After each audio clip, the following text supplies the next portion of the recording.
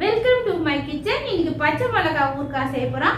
பச்சை மிளகாவை வந்து இந்த மாதிரி கழுவிட்டு தொடச்சிட்டு மிளகாவை வந்து இந்த மாதிரி ரெண்டாக அரிஞ்சு வச்சுக்கணும். செய்யறதுக்கு முன்ன ஊற்றிக்கிறேன்.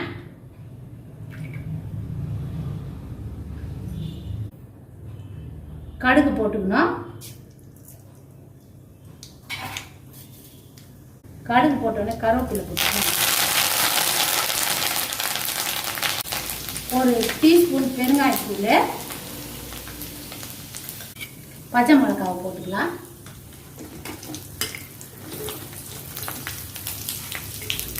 அது வந்து நல்லா வதங்கணும்.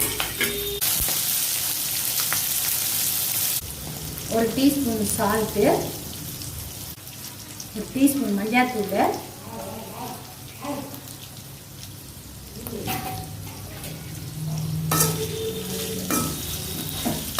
எலுமிச்சை சைஸில் புளி கரைச்சி வச்சுக்கிறேன் திக்கா. அதை வந்து ஊற்றிக்கலாம்.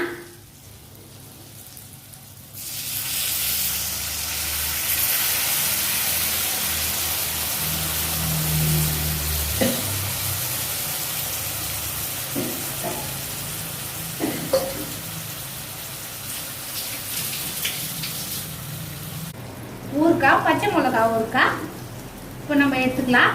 இதை வந்து இப்பயே செஞ்சுட்டு சாப்பிடக்கூடாது, நாளைக்கு தான் எடுத்து வச்சு சாப்பிடணும்.